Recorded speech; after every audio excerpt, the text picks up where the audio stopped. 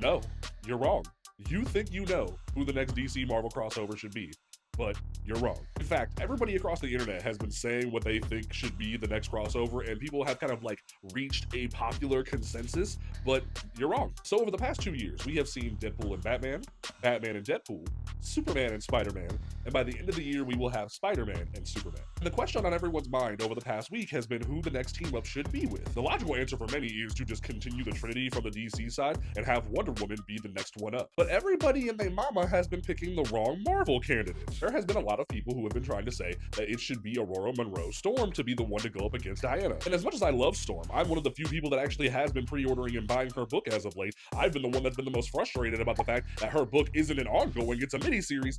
I don't think that she should be the one to go up against Wonder Woman. It makes perfect sense. It should be Carol Danvers, Captain Marvel. Both Carol and Diana are the strongest female characters of their universes. They could genuinely just throw hands for days, and it would turn into one of the most greatest fights ever to be put on a page. And yet, for some reason, people don't want to see that. Carol is genuinely capable of going toe-to-toe, if not defeating, some of the strongest characters in the Marvel Universe. And yet, for some reason, people don't want to give her respect because all the grifters and neckbeards just kept trashing on her for so many years, and Marvel just let it happen. They didn't stand by her as a character. Like, genuinely, I want to see Carol and Diana throw hands on, like, galactic and mythical proportions. I want to see them just go toe-to-toe, street fighting across planets. It would be the greatest fight ever to be put on a page, I'm telling y'all. And while it makes the most sense that Diana and Aurora are the most popular female characters of their universes, I would genuinely say there's somebody else that I would rather see go toe-to-toe with Aurora when it comes to elemental power level. When it comes to that fight, I genuinely want to see elemental domains being challenged. I want to see Storm versus Mera, Queen of Atlantis. Because prior to Absolute Power, Mera had god-level control over the ocean. She would have fast reaction time. She would have infinite ammo when it comes to the ocean.